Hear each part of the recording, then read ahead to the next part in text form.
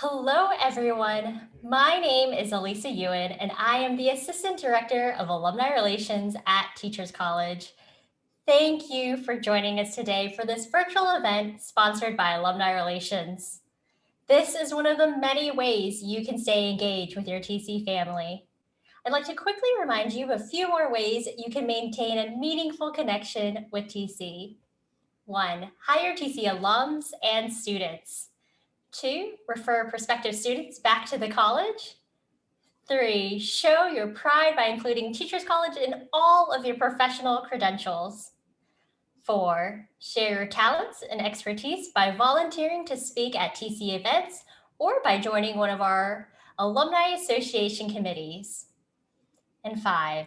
When the time is right for you, support TC financially by donating to the TC Fund. We are especially grateful for the TC alumni who share their knowledge through insightful presentations, like the one we're about to hear, for all of the TC community to learn together. And now I would like to introduce today's event's presenter, alumnus Jonathan Keltai, who will be presenting What the Fit? A simplified approach to health and fitness. Jonathan Keltai is a personal trainer and health coach with over a decade of experience in the field.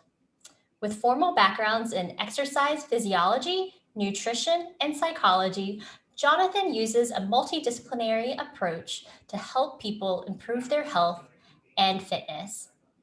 Understanding that everyone has different strengths, limitations, and resources, Jonathan takes pride in adapting his teaching styles to best support the individuals he works with so they can achieve their fitness goals.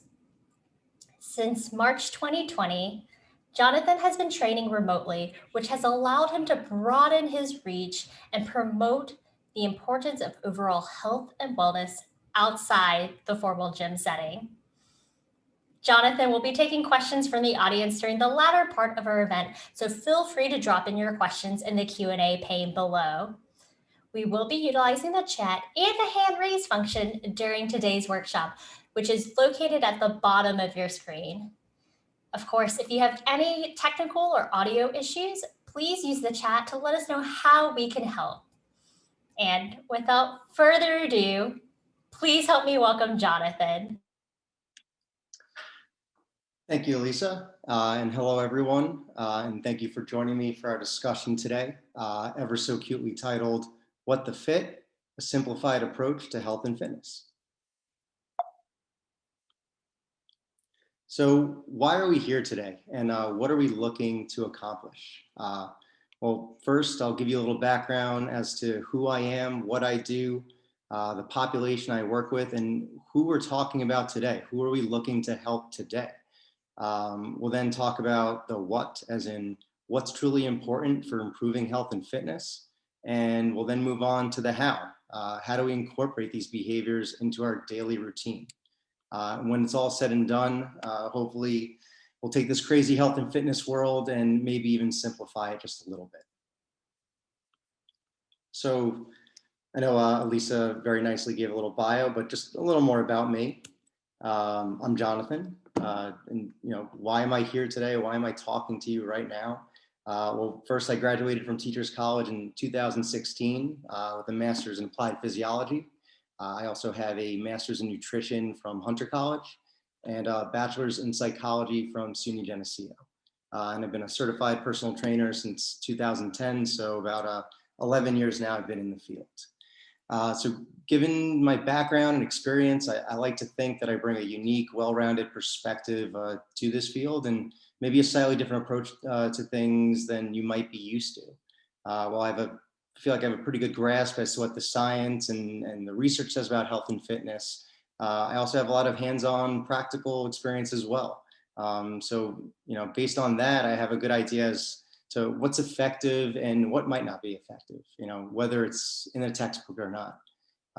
So with that being said, some of the things I might say today might ruffle a few feathers, might seem a little provocative, especially from a scientific perspective. But I really do think that it's an approach that's missing in this field and that could be really important. So in terms of my specific line of work, it's almost exclusively one-on-one and exercise-based. Just think, as is the case with most personal trainers. But of course, when you're working with individuals and look to you as the expert, whether you feel like an expert or not, questions come up about all things health and fitness. People want to know what the right answer is. They want to know what they should be doing. And given this experience, I think I have a pretty good idea as what people's perceptions about health and fitness and wellness are, and where maybe they've gone wrong. What do they have wrong with regard to their health and fitness?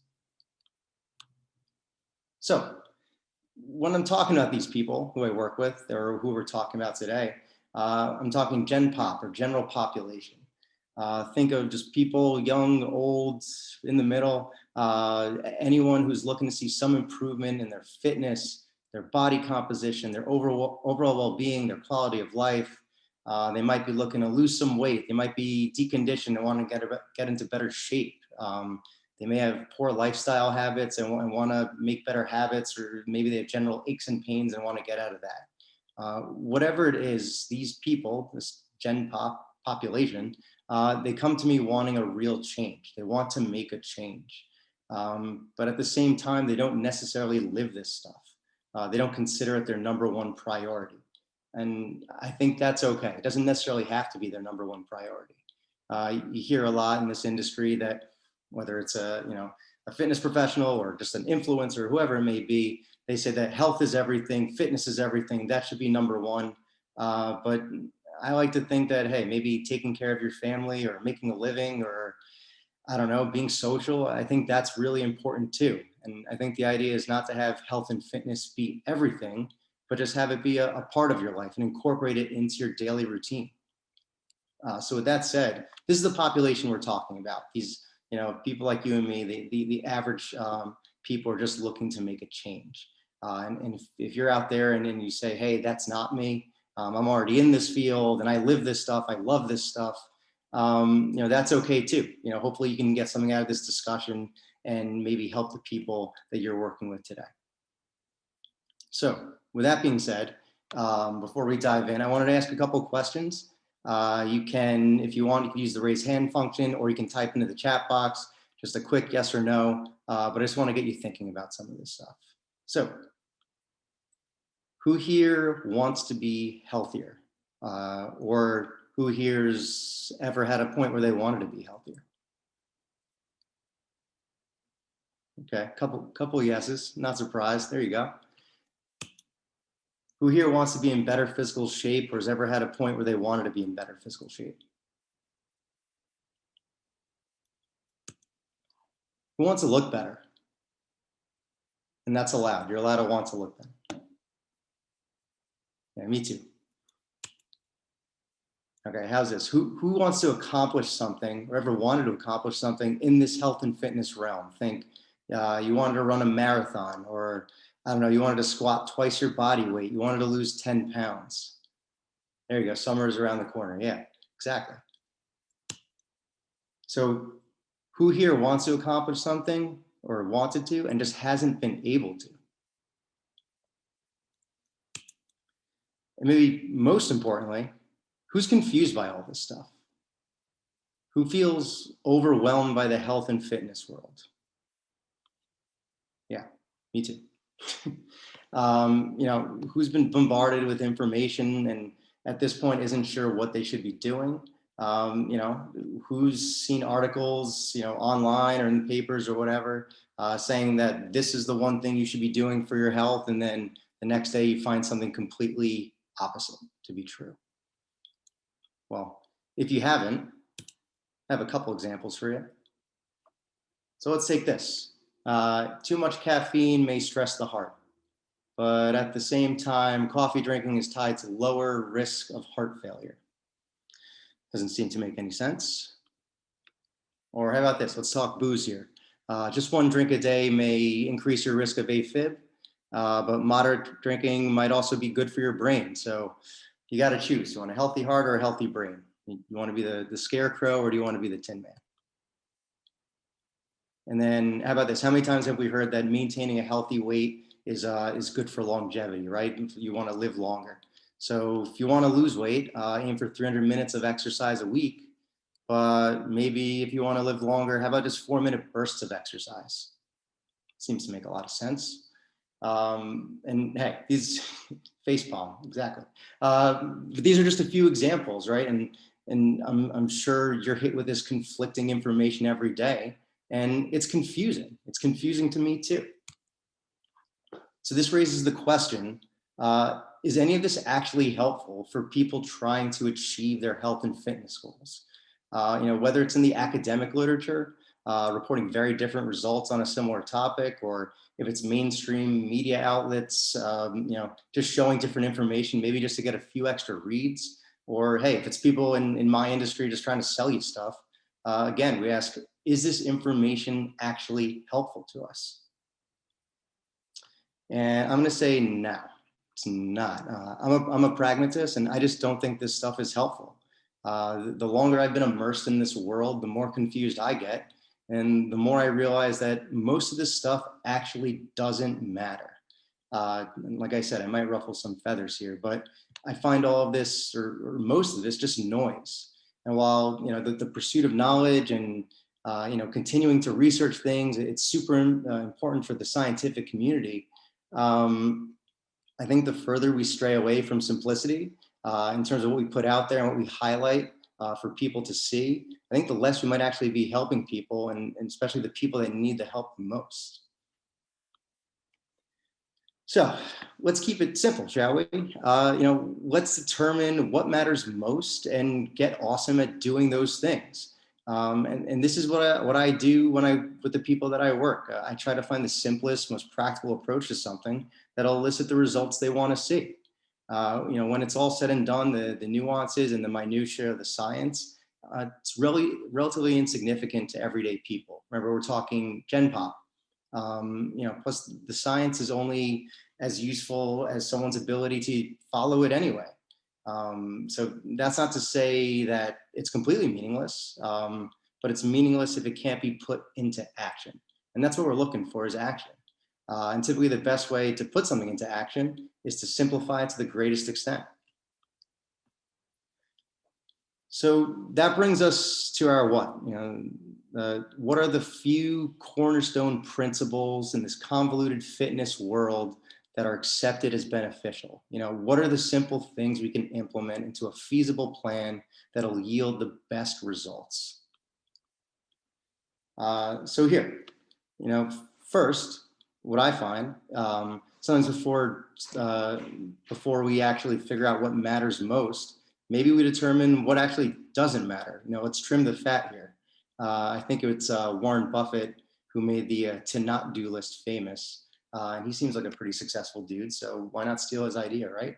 So here's some real examples of things that I've come across with my clients over the years that I've had to say time after time just don't matter.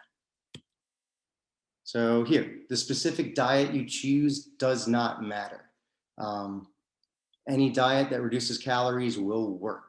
So whether it's keto, whether it's, low fat, Mediterranean, if we're looking for some sort of weight maintenance, the specific diet you choose does not matter. Any one specific food you eat does not matter. Recently, I've had a client say, hey, if I eat avocados, they're fattening, right? I'll gain weight. Well, taken in isolation, I can't make a comment on that. An avocado is primarily fats, but that doesn't mean it's going to make you fat. Any one specific food in isolation isn't going to be make or break to your health. And on that note, any one specific food you avoid isn't going to be make or break. If you have a piece of bacon, it's not going to be the end of the world. And then going back to the food that you do eat, if you have kale, cool. It's not going to be the healthiest thing if you just have that once, right? So here, the time of day you eat also doesn't matter. And I'll just keep running through this. The specific exercise that you do does not matter. Any one piece of equipment that you use does not matter. If someone tells you otherwise, they're probably just trying to sell you something.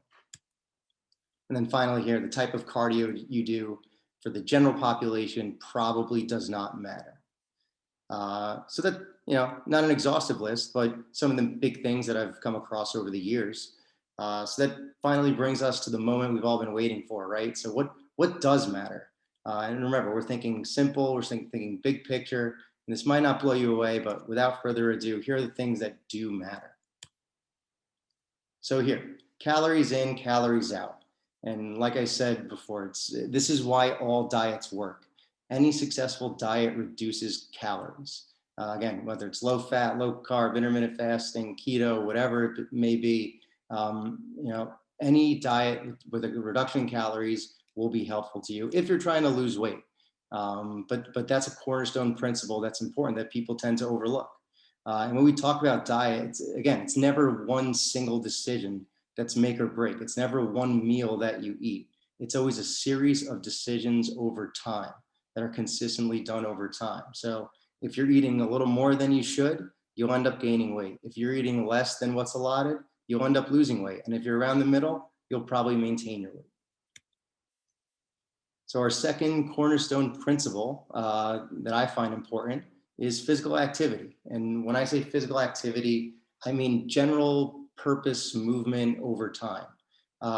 You can think walking, taking the stairs, hiking, housework, gardening. We live in this pandemic world where we're just sitting at the computer and on Zoom all day, like we are right now. So standing can be considered physical activity. We're just thinking anything that's above sedentary baseline behavior. And while it may not be challenging, it may not be intense, what's great about physical activity is that you have the benefit of time, right? So you can be standing and walking and moving around for 3, 4, 5 hours a day. And when you compile that time of that above baseline activity, you'll be burning more calories throughout the day. And that's a good thing, especially for your health. And if you want to get out of the calorie realm, if you want to just look at like general quality of life, it's not the craziest thing to say that the more you move, the better you'll feel. You'll probably have less aches and pains. You'll probably have more energy. All good things happen. With that being said, though, physical activity, it's important to note, isn't exercise. They're two distinct things. Physical activity doesn't really have a purpose other than you're just doing something more or above baseline. When you think exercise, you're thinking something with a goal. You're trying to make your heart stronger. You're trying to get, your chest stronger, your legs stronger. There's a specific goal in mind. So if you think physical activity, or if you think a good analogy would be, if you're a chemistry student and you read a book about chemistry, that's exercise. That's something that's getting you better at something very specific. If you're that same chemistry student and you're reading Harry Potter just for fun, that's physical activity. It's good for you. You're probably enjoying yourself. You're probably relaxing, but you're not going to get better at a specific thing. So with that long-winded segue, let's go into the exercise realm. And our third cornerstone principle, I'll say, is resistance training. And this should be incorporated into anyone's fitness routine.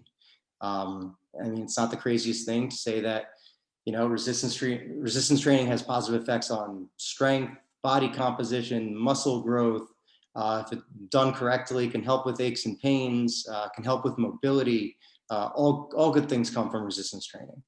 However, it's important to note that resistance training doesn't mean that you have to be crushing barbells and dumbbells all the time. It can mean anything working against resistance. So it could be cables, machines, bands, body weight, whatever works best for you and aligns with your goals. Working against resistance, that's what we'll call resistance training. So that brings us to our fourth cornerstone principle for what matters for your health and fitness. That's cardiovascular training. And it's important to know, when I say cardiovascular training, I mean things that you do to make your heart and cardiovascular system stronger. I'm not looking at this as a means for weight loss or a means to burn calories. I know this, I told this to a client not too long ago and it blew his mind. But cardiovascular training should have a positive goal. It's not to burn, it's not to take away, it's to get better at stuff. So when we're thinking cardiovascular training, we want you to build an engine. We want you to increase your work capacity. Because if you think about it, the better cardio conditioning you're in, the more you'll be able to do. You'll be able to work out at higher intensities. You'll be better prepared to push your workouts harder and recover in between. Even going back into the physical activity realm, if you're in better conditioning shape, instead of going for a 1 mile stroll, maybe you can go for a 5 mile hike. Just over time, the calories, you'll be able to burn more calories because you'll be able to do more work. The better condition you are, the more stuff you'll be able to do. Okay, and then finally, our last cornerstone principle for what matters for your health and fitness is recovery. And we're talking both physical and mental recovery.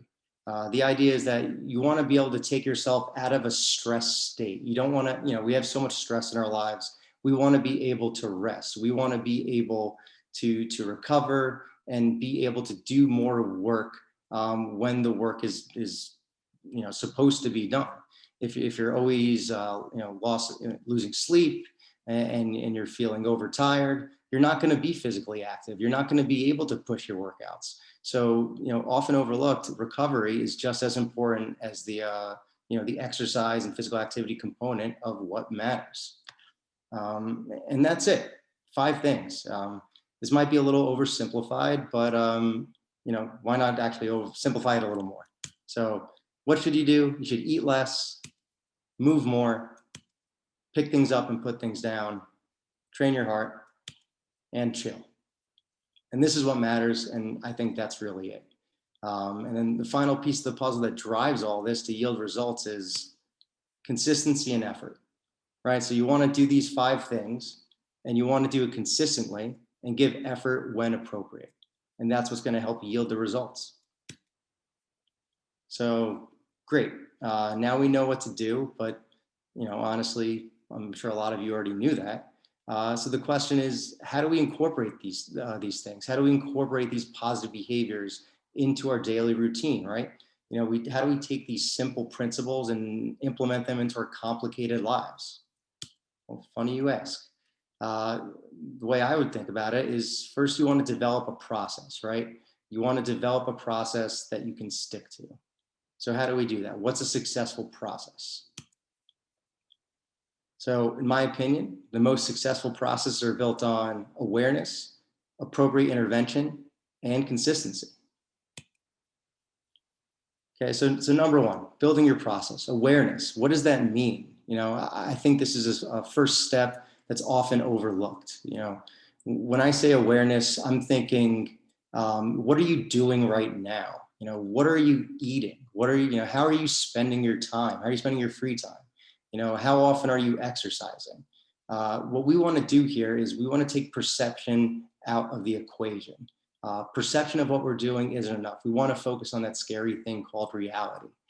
We want to find objective information so we can then, intervene accordingly. It's hard to make changes if we truly don't know what needs to be changed. Over the years, I've had plenty of examples of clients saying, hey, I'm not losing weight. I think I'm eating too much fruit, or I think I need to do more cardio, or I think I need to stop eating after 7 p.m. Maybe not, but you really don't know what to change until you become aware of what you're doing already. And what awareness does, it allows us to pinpoint what to change and where to change it. So one way to develop awareness, and a lot of you may have seen something like this before, is say keeping a food log. So why don't we go through a case study here as to what someone would put in a food log and how we can kind of analyze what might be going wrong. Okay, so we'll call this guy a client of mine, say male, 35. He's been working really hard to lose weight, but just hasn't been seeing the results. He's been exercising, he's been hitting the physical activity, he's been sleeping right, and he even tried to clean up the diet, but for some reason, something's not clicking. So if you can see here, at first glance, things look pretty good. Let's say for breakfast, he's eating eggs and blueberries, right? For lunch, just like every client of mine, whether they're telling the truth or not, they're having just salad with chicken. And then snack, I won't get on them for a bag of pretzels. That's okay. 3.5 ounces, that's not too bad. And then for dinner, he's having a steak, broccoli, potatoes, everything looks pretty good. It looks pretty clean. But luckily, he wrote this down and we have real objective information as to what is actually going on. So if we dive in a little closer, we'll see that, hey, with his eggs, he used a tablespoon of butter. With his steak, he used 2 tablespoons of butter. He added 4 tablespoons of half and half to his coffee. He added, let's see, salad dressing, 3 tablespoons of salad dressing. Let's call that a tablespoon and a half of oil, right? He had his 2% Starbucks latte, and he had a sweetened iced tea, during lunch. And I don't want to get on him too much, but yeah, he had a 7-ounce glass of red wine with dinner. So nothing too egregious, and I'm not here to be the food police or anything like that.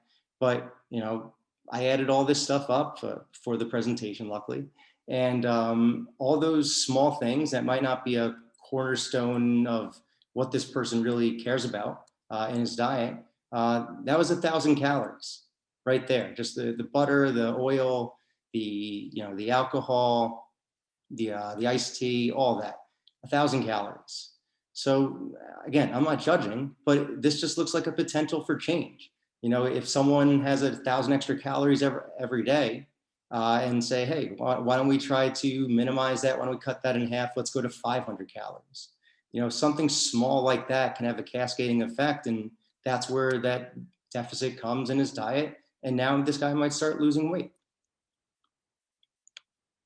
So another way to develop awareness is a daily routine log, or you can say like a habit journal. So I'm looking at a client who will say that she also wants to lose a little weight, but hasn't seen the results she wants. So let's dive in here. So we can see that while this isn't a food log, you have an idea of kind of what she's eating, right? So we have, no real breakfast, coffee and a muffin for a snack, sandwich and chips for lunch, and maybe a protein bar and takeout for dinner. Again, not the most information, but we get some, and it doesn't seem like they're doing anything crazy. So we have to, again, dig a little deeper. What is going on here? Why isn't this person losing weight? Well, if you look, this person wakes up, she has her morning routine, she drives to work, she goes to work, that's it, drives back, checks her work emails, watches TV, and goes to sleep. So the thing I'm seeing is that she's not very active and she's not exercising. So that's something to keep in mind. And luckily, we have this objective information that we could even go deeper. So let's look. 6:30, she has a cup of coffee.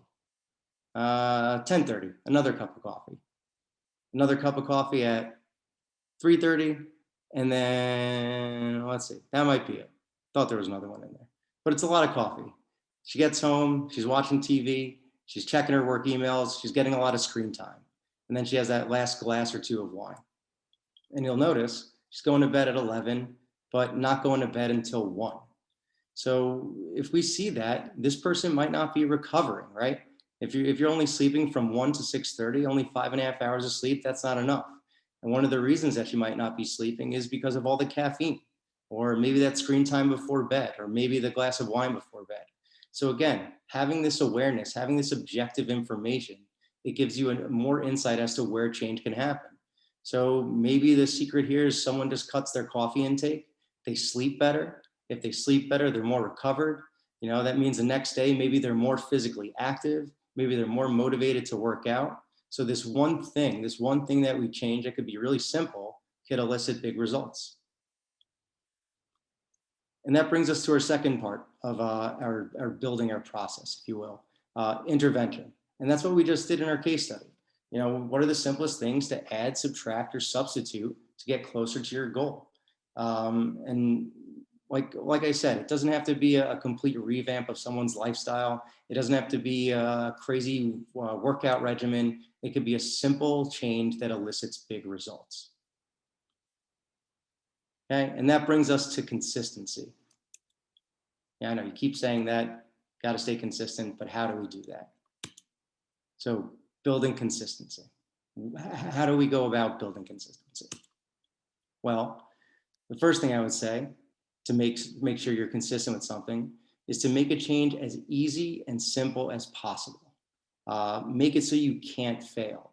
An example that I like to give is, say you're someone who you want to get stronger, you want to build some muscle, and you want to hit the gym, you want to lift weights, but you've never had a trainer before, and you don't know the form, you don't know how to use barbells, you don't know how to use dumbbells. Well, if that's the case, I would just say, hey, just go around, use the machines.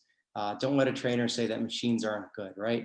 If you use a machine, you'll be more confident, you'll be able to give more effort. If you're more confident, you'll also be more consistent, right? So the idea is we're making things easier for ourselves so we stay with the plan and give as much effort as possible. Another example of making things easy, one of my favorite examples actually, is one of my clients, one of my favorite clients. We've been training for 10 years. Unfortunately, I left him when I left New York City, but we met 10 years ago. He was 73 years old. He was just off of a quadruple bypass, and he had asked his cardiologist, he said, what is the best gym to go to? I need to get healthier. What's the best gym to go to? And the cardiologist said, the best gym to go to is the one that's closest to your apartment, right? We're trying to get rid of those barriers that take away our ability to stay consistent. So the fact that he had the gym that was the closest to his apartment, we trained for 10 years like clockwork, 2 times a week, and he was able to get much healthier. And that's what we're trying to do here. Okay, so the second way we can build consistency is to work with our strengths and limitations. An example of this is, say you're someone, you want to start doing cardio, but you hear running is the best form of cardio. But unfortunately, your knees hurt when you run. If that's the case, I would just say use a bike, right? It sounds simple, but some people don't realize this. Like, it's okay. Like, maybe you won't get the same workout as you would if you were to run, but if you're using a bike and your knees don't hurt and you're feeling more confident, you'll be more consistent with things. Okay, so number 3, in terms of how to build consistency, is shaping your environment. And I think this is a big one here. People like to talk in this industry about willpower and discipline and all that hardcore stuff, but I don't think that's necessarily the driver for success. The idea is you want to surround yourself with positive influences and people and things and situations that facilitate your goals or your pursuit of those goals. For example, like if you're trying to lose weight, maybe connect with friends who have similar goals in mind, so you can support each other. It's a sense of community.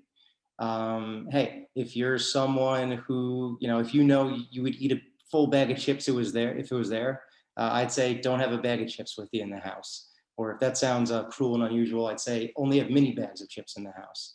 Some way to shape your environment so you take the idea of willpower and discipline out of the equation. One of my lines that I tell a lot of my clients is, no one's ever eaten one bag of Doritos or one Dorito.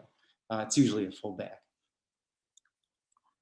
Okay, and then finally, the best way to continue to build consistency is track your successes. And this continues to build better awareness. It gives you constant feedback as to what you're doing. It builds accountability and it keeps you honest.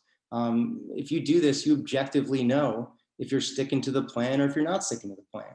Are you sliding a little bit or are you right on the money? On the positive side, if you're tracking your successes, you have an idea if, a change that you made has become habit. If something new is now easy for you, maybe you can add more changes.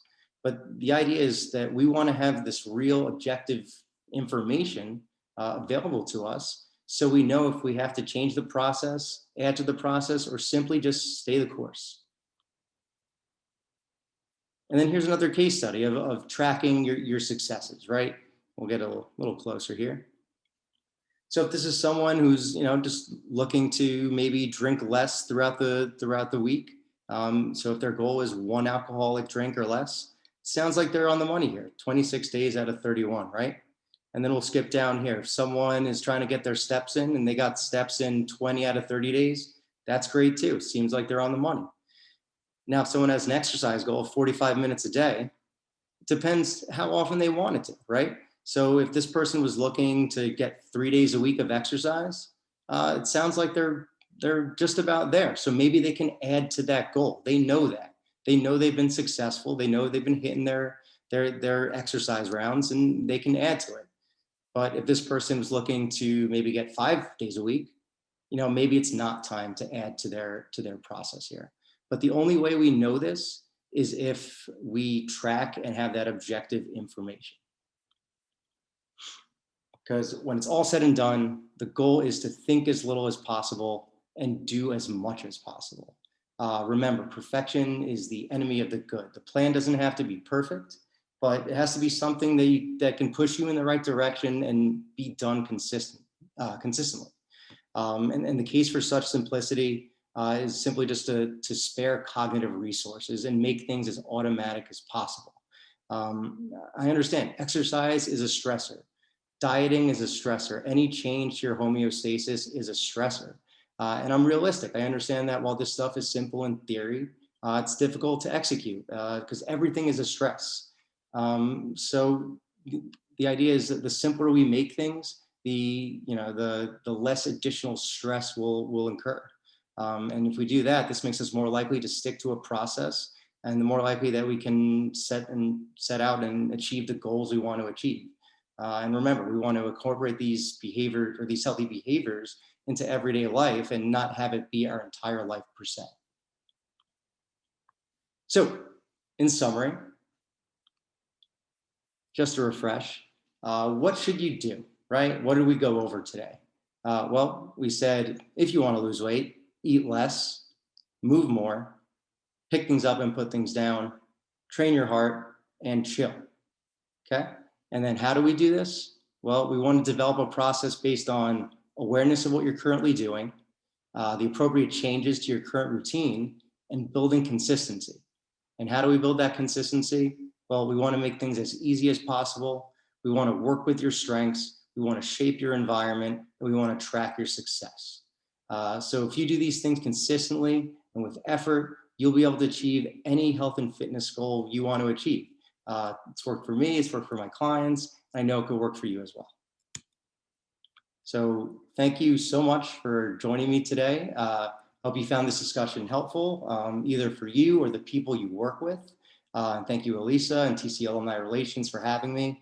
And I'm happy to answer any questions that people have today. Got a little distracted by things popping up on the bottom of the screen here. So I know there are questions there. But also, if you want to ask me questions afterwards, you can contact me at jkeltai.training@gmail.com, or you can find me on Instagram at Jonathan_Keltai_training. And thank you. Thank you so much, Jonathan. I mean, I am seeing all these comments come through, just getting excited about just understanding that there's a simple way to being healthy and staying fit. So thank you so much for sharing this insight with us. And everyone, so we are about to do our Q&A with Jonathan. So if you have any questions, please feel free to submit them in the Q&A pane below. So we've gotten a couple of questions about this, Jonathan. You showed the food log and the success metrics and things like that. Everyone's just applauding you for keeping the process so digestible and something, a little bit easier to digest and implement. So what tools do you have to track this progress, to track your food and things like that, and strategies that you do to keep yourself accountable? So in terms of, well, I'll answer the first question first. So what tools did you say to track? There are a couple different things. So, I mean, I just came up with like the basic food log. I know that you're going to be able to give some of these handouts afterwards, which I'm hoping will be really helpful for people. So I'm a pen and paper guy, but so you can either, if it's a habit tracker, it's just a checkbox, right? You're just checking things off as you go. You can keep a notebook. If it's a food log, you can just like hold yourself to rules, right? Say I'm going to write down the time, the food, and the quantity, and give comments about the meal or whatever it may be. So you can do just straight up pen and paper. In terms of also, I know someone said MyFitnessPal, and there's other like calorie counting apps. They're great. They're great for recording. I wouldn't necessarily worry too much about the actual numbers with, like in terms of the caloric numbers for things, but more as of just a means to keep yourself honest and build that awareness. And also there's plenty of habit tracking apps that are really simple as well. I know for a couple clients, I've used Strides, I think it is. And that's the same idea. It's just, it gives a calendar and then you put your goal in, like I want to work out 30 minutes a day. And then it's just a yes, no every day. And I tell people to use things like that, whether it's pen or paper or an app. I say whatever easiest for you, because it's not about me, it's about you. And just like what I said today, like we want to keep things as simple for you as possible. So whatever works best for you, that's how you can track. And I forgot the other question you had.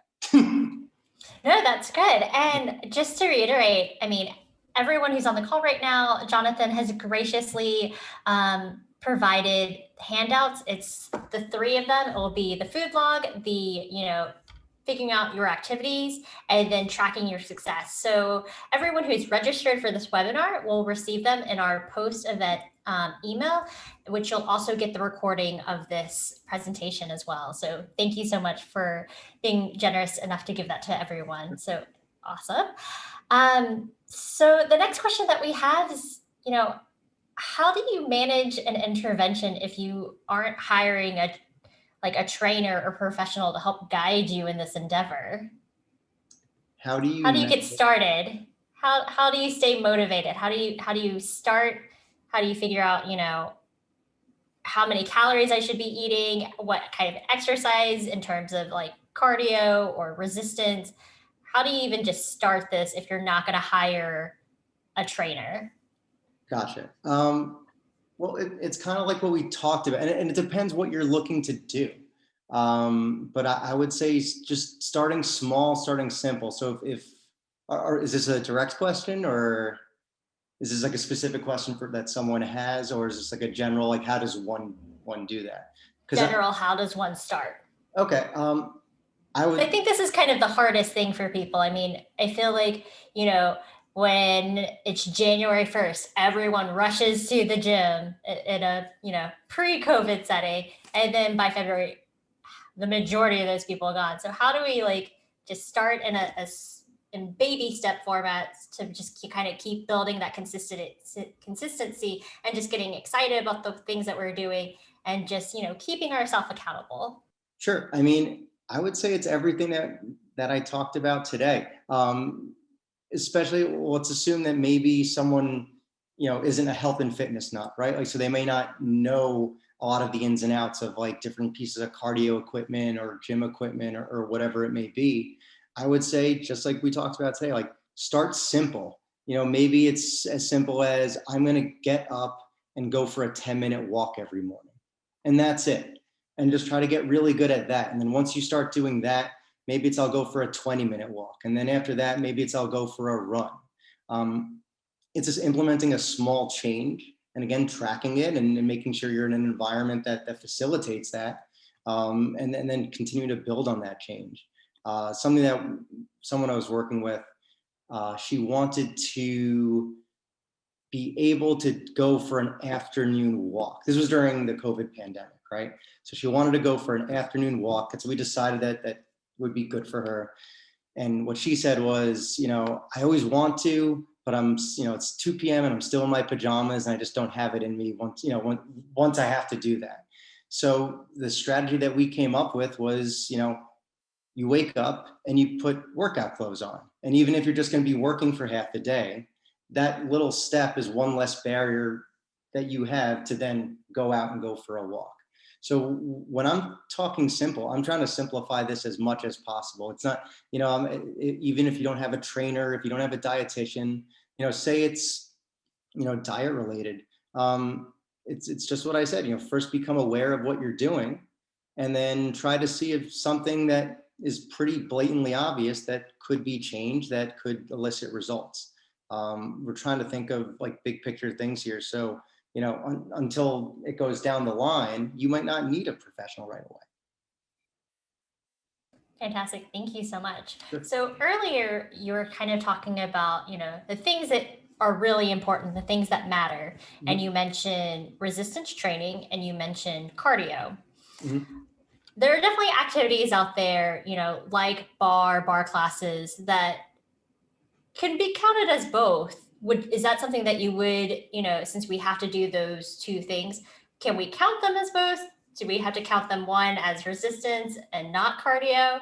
How do we do like with those activities that could technically fall under both So we're categories? saying like a bar or like a yoga and like Or kind of like like those Pilates and things like that? Pilates. I would say it's a terrible thing, but it depends, right? If well, first of all, I would say it probably doesn't account for cardio. I'll say that pretty explicitly. You'll know when something's cardio because the goal of it is cardiovascular health, right? So whether it's like 70% max heart rate, you're going for like a long slow run, or whether it's like intervals where you're getting the heart rate up and back down, that I'll consider cardio. In terms of resistance training, if it's challenging enough, like body weight wise, we could potentially call that resistance training. But to a certain extent, with any of this stuff, now we're getting a little like into the weeds here. You want to look at one of the topics we look at is progressive overload, right? You want to continue to add the stimulus, right? So if I can curl 10-pound weights, I eventually want to be able to curl 15-pound weights and then 20-pound weights. So you're constantly adapting. So there'll be a point where that might not necessarily be enough resistance, but that doesn't mean that those things are bad. It just may not satisfy that checkbox. Like it can be part of a program, but I still think that it's important to develop, a more progressive strength and a more progressive like cardiovascular type of conditioning. Perfect. Thank you. I think that is important, just making sure that we're not, staying too comfortable in the exercises that we're doing. Like if it's easy to do, that's great. That's Right. definitely progress, but then you need to kind of ramp it up a little bit more. It's if you want to continue to get better at things, you have to push the stimulus. There has to be some sort of training stimulus that your body has to adapt to. Yeah. Definitely. So, right now we're in this COVID situation. I mean, we're definitely seeing gyms opening up and studios opening back up, but not everyone still feels super comfortable about going back. So, do you have any suggestions on like substitutions on, you earlier you kind of talked about using machines and things like that if you don't want to use like weights. Do you have any substitutions on how we can do those types of exercises at home without having the machines? Because not everyone, unfortunately, can buy like a $600 reformer or things like Sure. that. I'm well aware of that. Yes. Well, hey, for an entire, so I'm a trainer. I live this stuff.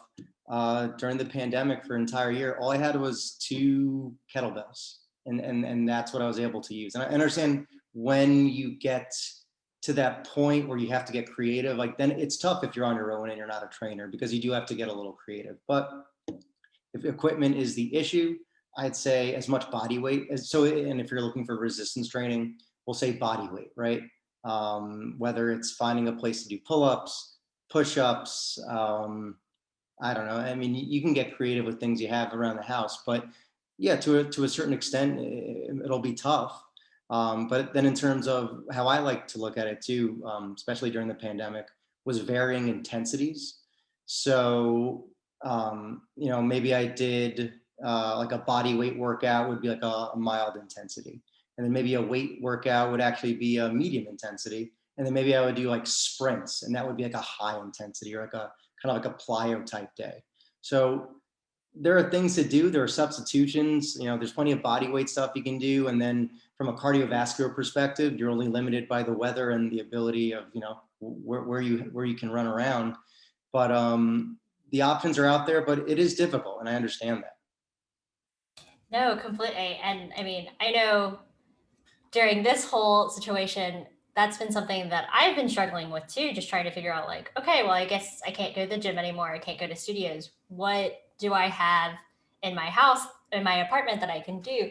I mean, definitely using my body weight has been huge. Using wine bottles as weights have also been super nice. And running up and down the stairs a bunch of times has been super helpful.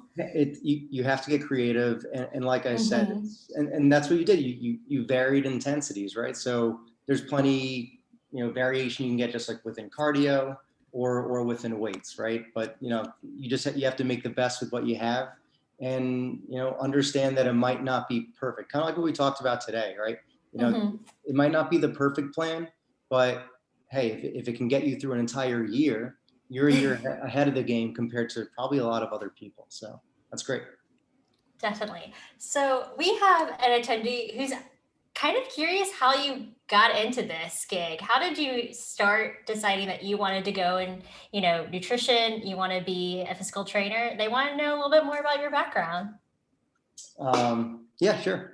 So how did I get here? I graduated from college with a psychology degree, which was great, by the way. It just, not necessarily, I don't know, not necessarily specific. And I was lucky enough in the financial crisis to get a job right out of college that what I thought was, had benefits, had, a nice salary. When you're a former college kid, it felt like it was everything. And I hated it. It was the worst. So doing that for 10 months, it made me realize that I wanted to do something that I was interested in. So, after 10 months of just an office job that I really didn't care about, I decided to go back, get my training certifications. While I was doing that, I started getting prerequisites for nutrition, for my nutrition program, and quit my job, moved to New York City without a job. Just assumed that I'd get a gym gig somewhere. Luckily, I was right. But moral of the story is I graduated college doing something that I didn't love doing. So that made me think about, why did I want to get into this, or what did I want to get into? What did I care about? And this was it. So that's how I got here. Thank you so much for sharing. And I think that's so important. I mean, I know when we talk to prospective students, they're always just like, I think this is what I want to do, but I'm not 100% sure. And I was like, you should figure that out, because that's so important, because you have to love what you do. And if you don't, it just makes it so much difficult. So I'm so glad to hear that you found something that you love. Sure. Yeah. And Thank you. we're just so excited that you're sharing everything. So I think we have time for one more question, if that's okay. Yeah, totally. So I know this is something that so many of us struggle with. It's definitely something that I struggle with, but tips on curbing hunger. Like, people definitely get a little snack. They want to get a little snack in between meals. So do you think, is it better to eat a healthy snack, or something in moderation, or just kind of start training your body just to wait for dinner, Okay. What are your thoughts on that? I think to a degree, it varies person to person. I know people who are really good at, they have the food scale, they portion off their chips or whatever it may be, or their cookies, or any snack food, and they're able to stick to that. Some people very much cannot do that, and I understand that as well. What I would say is the best way to curb hunger over time is to eat as many real whole foods with protein and vegetables and all that fun stuff for your meals. A lot of times, and I get into this with a lot of clients, I call it return on investment with food. So every food has a cost, but it's not just about the cost. It's what's the return that you're getting with that food. So if you have a big breakfast of 3 eggs, even a little bit of cheese, and you chop up some broccoli into that, and you have a fruit on the side, and whatever it is, it's a lot of real stuff with either bulk or protein and all that.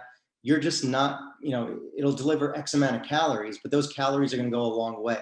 Whether it's, from a nutritional standpoint, right? You'll be getting a lot of micronutrients and macronutrients that you're looking for. And from a standpoint of, it'll keep you fuller longer. So that would be my suggestion, is either, have, more full purposeful meals. And then for the snacks, if you can portion off snacks, great. Or, if you can, I mean, everyone's, heard, oh, you can do carrot sticks or veggie sticks and a little hummus, but I don't think a lot of people think that's reasonable or fun. So in terms of curbing hunger, it's trying to eat as many real whole foods as possible.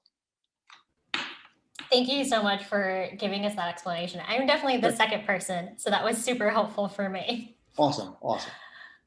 Well, Jonathan, I just want to tell you thank you just so much for taking the time to help us like comb through all of these various diet fads and special exercises and just keeping it simple so we know how to stay healthy and fit. So just thank you so much. Everyone who's still Appreciate on the call, thank you so much for joining us today. Please stay tuned to all of our emails and our social media for details on future events, including Cheers, a virtual mixology workshop featuring alumna Camille Wilson on May 6th at 6 p.m. Eastern Standard Time. We hope to see you at future TC alumni events. Until then, thank you so much for joining us, and we hope you have a wonderful day. Thanks, everyone. Thank you.